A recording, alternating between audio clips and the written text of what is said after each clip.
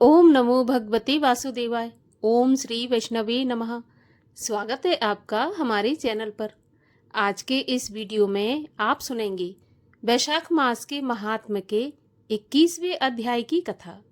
21वां अध्याय आज हम आपको सुनाएंगे और आज दिन है रविवार है तो आज हम आपको रविवार की अर्थात सूर्य भगवान की कथा भी सुनाएंगे। इसके अलावा हमारे चैनल पर आपको सभी प्रकार की व्रत कथाएं सुनने को मिलेंगी। तो सभी व्रत कथाएं सुनने के लिए और हमसे जुड़े रहने के लिए हमारे चैनल को सब्सक्राइब अवश्य कर लीजिए और आज की कथा अच्छी लगे तो लाइक करके शेयर भी कर दीजिए। तो चलिए सबसे पहले हम सुनते हैं सूर्यदेव की कथा। एक बुढ़िया थी और उसका नियम था, बुढ़िया प्रत्येक रविवार को सवेरे स्नान आदि करने के बाद अपने घर को गोबर से लीपती, फिर भोजन तैयार करती और फिर भगवान को भोग लगाकर स्वयं भोजन करती थी। भगवान की कृपा से उसका घर अनेक प्रकार के धन धान्य से परिपूर्ण था। घर में किसी प्रकार का कोई विघ्न या दुख नहीं था। सभी प्रकार के आनंद घर में रहते थे। इस तरह कुछ दिन बीत जाने पर उसकी एक पड़ोसन, जिसकी गाय का गोबर वह बुढ़िया लाया करती थी, वह मन में सोचने लगी कि यह बुढ़िया हमेशा मेरी गाय का गोबर ले जाती है, इसलिए अपनी गाय को उसने घर के भीतर बांधना शुरू कर दिया। बुढ़िया को गोबर नहीं मिला क्योंकि पड़ोसन ने गाय को भीतर बांध लिया था। गोबर न मिलने की वजह से उसने रविवार को ना तो अपने घर को लीपा और ना ही भोजन बनाया, इसलिए वह भगवान को भोग भी नहीं लगा पाई और स्वयं भी भोजन नहीं किया। इस प्रकार उसने रविवार के दिन निराहार व्रत रह गया। उसका रात्रि हो गई और वह भूखी ही सो गई। रात्रि में भगवान ने उसे स्वप्न दिया और भोजन ना बनाने और भोग ना लगाने का कारण पूछा। तो बुढ़िया ने बताया कि गोबर न मिलने के कारण मैंने ना तो भोग लगाया और ना भोजन बनाया। तब भगवान ने कहा, हम तुमको एक ऐसी गाय देंगे जो सभी इच्छाएं पूरी करेगी, क्योंकि तुम हमेशा रविवार को गाय के गोबर से घर लीपकर भोजन बनाकर मेरा भोग लगाकर खुद भोजन करती हो, इसलिए मैं बहुत प्रसन्न हूँ। मैं निर्धन को धन, बांझ स्त्रियों को पुत्र देकर दुखों को दूर करता हूँ और अंत समय में मोक्ष प्रदान करता हूँ। सपने में ऐसा वरदान देकर भगवान अंतर्ध्यान हो गए। जब बुढ़िया की आंख खुली तो वह देखी कि आंगन में एक सुंदर सी गाय और बछड़ा बंधे हुए हैं। वह गाय और बछड़े को देखकर बहुत प्रसन्न हुई और उसको घर के बाहर बांध दिया और वहीं पर खाने को चारा डाल दिया। जब उसकी पड़ोसन ने बुढ़िया के घर के बाहर गाय बंधी देखी, बछड़ा बंधा देखा तो द्वेष के कारण उसका हृदय जल उठा और उसने देखा कि गाय ने सोने का गोबर किया है। तो वह उस गाय का गोबर ले गई और अपनी गाय का गोबर उसकी जगह पर रख गई। अब तो पड़ोसन रोज ऐसा करने लगी और बेचारी सीधी सादी बुढ़िया को इसका पता भी नहीं चलने दिया। तब भगवान ने सोचा कि ये चालाक पड़ोसन के कर्म से बुढ़िया ठगी जा रही है। तो ईश्वर ने एक दिन संध्या के समय अपनी माया से बहुत जोर की आंधी चला दी। बुढ़िया ने आंधी के डर के कारण अपनी गाय को अपने घर के भीतर बांध लिया। प्रातःकाल जब बुढ़िया जगी तो उसने देखा कि उसकी गाय ने तो सोने का गोबर दिया है।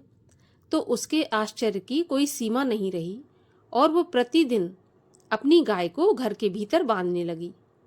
उधर पड़ोसन ने देखा कि बुढ़िया गाय को भीतर बांध रही है, तो उसका सोने का गोबर उठाने का अब दांव नहीं चलता।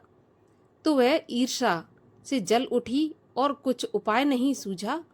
तो पड़ोसन ने उस देश के राजा की सभा में जाकर कहा, महाराज, मेरे पड़ोस में एक बुढ़िया रहती है। उसके पास एक ऐसी गाय है जो रोज सोने का गोबर देती है। आप उस सोने से अपनी प्रजा का पालन करिए। वह बुढ़िया भला इतने सोने का क्या करेगी? राजा ने यह बात सुनी तो अपने दूतों को उस बुढ़िया के घर से गाय लाने की आज्ञा दी। बुढ़िया प्रातः स्नान करके भोजन बनाकर भोग लगाकर भोजन ग्रहण करने ही जा रही थी कि राजा के कर्मचारी गाय खोल कर ले गए। बुढ़िया बेचारी काफी रोई चिल्लाई, परंतु कर्मचारियों ने एक नहीं सुनी। उस दिन बुढ़िया गाय के दुख में भोजन नहीं खा सकी और रात भर रो रो कर भगवान से गाय को दोबारा पाने के लिए प्रार्थना करती रही।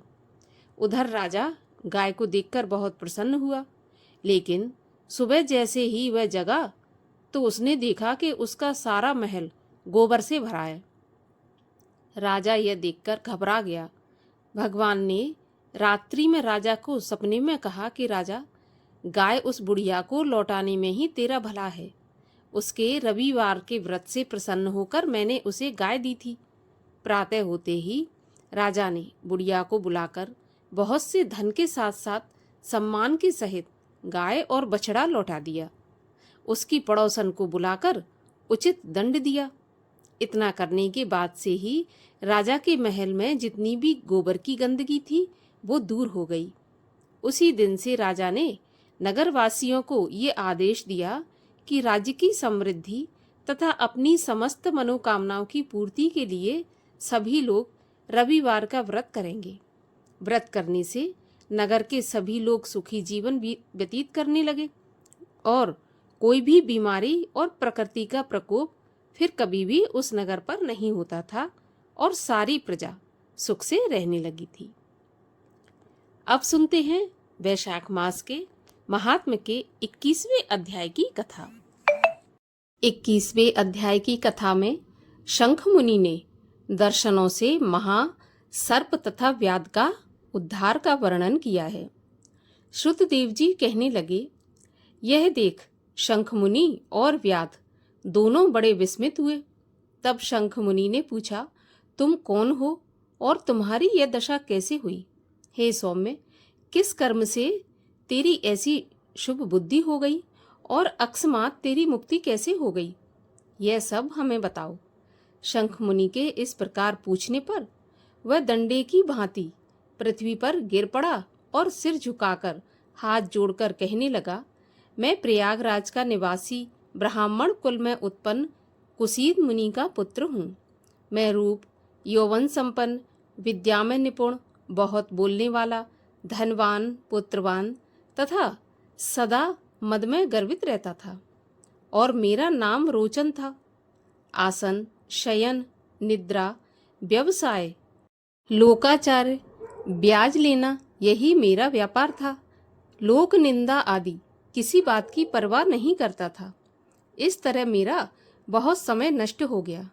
तब वैशाख के महीने में जयंत नाम के ब्राह्मण भगवान के प्यारे वैशाख मास के धर्म की कथा सुनाया करते थे, जहाँ चारों वर्ण के हजारों स्त्री पुरुष प्रातःकाल स्नान करके मधुसूदन भगवान का पूजन कर दिन रात कथा सुनते थे। मैं उस सभा में पगड़ी पहन, पान चबा, कंचुक धारण कर वहाँ का कौतुक देखने जाता था। वहाँ जाकर कभी हंसता, कभी निंदा करता, कभी कपड़े फैलाकर लोकवार्ता करने से सब श्रोताओं का मन चलायमान कर देता था। उसी दोष के कारण मेरी बुद्धि नष्ट हो गई, अवस्था क्षीण हो गई और सन्निपात रोग से मेरे प्राण जाते रहे तथा यम के दूत पकड़कर भयंकर नरक में ले गए। 14 मनवंतर तक अनेकों दुख भोगे। इस प्रकार क्रम से 84 लाख योनि भोग कर अब मैं इस वृक्ष जो 10 योजन लंबा, चौड़ा और 100 योजन ऊंचा है, इसमें 7 योजन की खोतर में महाक्रूर सर्प की योनि में निवास करता हूँ। हे ऋषिवर, अपने पूर्व जन्म के कर्मों के फल से 10,000 वर्ष में इस खोतर में निराहार निवास करता हूँ। देवयोग से आपके मुखारविंद से इस कथा को अपने चक्षुगोलक द्वारा सुनने से मेरे सब पाप दूर हो जाने से सर्प योनि छोड़ दिव्य देह धारण कर आपकी शरण में आया हूँ। मैं नहीं जानता कि आप मेरे किस जन्म के बंधु हैं। मैंने तो कहीं कोई उपकार नहीं किया, फिर सज्जनों का संग कैसे हुआ? अब आप मेरे ऊपर अनुग्रह करो ताकि मुझसे कभी अधर्म और अहंकार ना हो, बुद्धि हमेशा धर्ममयी हो। चाहे दरिद्री रहूं, क्योंकि धन मद अंधकारी है, मेरी साधु महात्माओं की संगत रहे। विष्णु भगवान में प्रीति हो और उनको कभी न भूलूं। इस प्रकार अनेकों स्तुति कर, हाथ जोड़, सिर झुकाकर मुनीश्वर के आगे चुपचाप खड़ा रहा। शंख मुनि ने प्रेम में भरकर उसको दोनों हाथों से उठाकर कहा, हे द्विज, वैशाख मास और विष्णु भगवान की कथा सुनने से तेरे सभी पाप नष्ट हो गए। तू क्रम से अतिबाहिक लोकों को जाकर फिर दशाण देश में ब्राह्मण के घर में जन्म लेगा और वेद शर्मा नाम से प्रसिद्ध होकर धर्ममयी बनेगा। प्रत्येक जन्म में तेरी अत्यंत तीव्र स्मृति होगी, विद्या विशारद एवं जाति स्मृति बनी रहेगी। निर्द्वंद, गुरु भक्त और जितेंद्रिय होकर उस जन्म में तू सदा विष्णु भगवान की कथा में तत्पर रहेगा और सब इच्छाओं को दमन कर वैशाख के सभी धर्म करेगा। तब तू सब सिद्धि प्राप्त कर संपूर्ण बंधनों से छूटकर परम धाम को प्राप्त होगा। मेरी प्रसन्नता से तेरा कल्याण होगा। हंसी से, डर से, क्रोध से, द्वेष से, कामना से, स्नेह से, भक्ति से, संतों की संगत आदि से जो शुद्ध मन से भगवान का ध्यान करता है वह भी सद्गति को प्राप्त होता है। ऐसा सुन वह दिव्य पुरुष मुनीश्वर से कहने लगा, आपने मेरे ऊपर बड़ा अनुग्रह किया, जिससे मेरी दुष्ट योनि जाती रही और उत्तम गति मिली। ऐसा कहकर वह मुनि की परिक्रमा कर और आज्ञा ले स्वर्गलोक को चला गया। हे राजन, तब संध्या हो जाने पर शंख मुनि ने व्याध से संतुष्ट हो सायंकाल की संध्या कर विष्णु भगवान के अनेक अवतारों की कथा कहकर रात्रि के शेष भाग को व्यतीत किया। फिर ब्रह्म मुहूर्त में उठकर तारक ब्रह्म का ध्यान करके नित्य कर्मों से निवृत्त होकर प्रसन्न मन से व्याध को बुलाया और उसके सिर पर जल छिड़क करके राम ये 2 अक्षर का मंत्र जाप करने और मरण पर्यंत इन्हीं धर्मों के करने का उपदेश दिया और कहा कि इसमें तेरा जन्म वाल्मीकि ऋषि के कुल में होगा, तब तू लोक प्रसिद्ध होगा। व्याध को इस प्रकार समझाकर वे दक्षिण दिशा की ओर चले गए। व्याध भी उन्हें थोड़ी दूर तक, जब तक वे नेत्रों से ओझल न हुए, उनके पीछे पीछे गया और शंख मुनि को देखता रहा। फिर उन्हीं का ध्यान करते हुए वैशाख के धर्मों का पालन करता हुआ व्याध का जन्म पूरा करके वाल्मीकि ऋषि के घर में जन्म लिया। उसी सरोवर पर कृणु नाम के कोई मुनि दुस्तर तप करते थे, जिनके शरीर पर बहुत काल में सर्प की बांबी बन जाने के कारण उन्हें वाल्मीकि ऋषि कहने लगे। फिर तप के अंत में जब कृणु ऋषि के कानों में स्त्रियों के प्रिय शब्द सुनाई देने लगे तो उनका चित्त चलायमान हो गया और एक भील जाति की स्त्री से रमण कर उससे वाल्मीकि नाम का पुत्र उत्पन्न किया। हे राजन, ये वाल्मीकि संसार में बड़े यशस्वी और विख्यात हुए। उन्होंने सब कर्म बंधनों को काटने वाली मनोहर छंदों में राम कथा रचकर संसार में प्रसिद्ध की। श्रुतदेव जी बोले, इसी प्रकार वैशाख मास में व्याध को सिर्फ जूता दान करने से ही दुर्लभ ऋषित्व प्राप्त हुआ। थोड़ा दिया बहुत मिला। जो कोई इस रोमांचकारक, इस पापनाशक आख्यान को सुनेगा और सुनाएगा, उसका जन्म संसार में फिर कभी नहीं होगा। जन्म जन्मांतर के बंधनों से छूटकर वह विष्णु लोक को प्राप्त करेगा। इसी के साथ 21वें अध्याय की कथा का यहीं पर समापन होता है। अगले अध्याय की कथा सुनने के लिए चैनल को सब्सक्राइब करके बेल आइकन पर प्रेस कर लीजिए, जिससे आने वाली कथा का नोटिफिकेशन आपके पास सबसे पहले आ जाएगा। और आज की कथा अच्छी लगी हो तो लाइक करके शेयर भी कर दीजिए।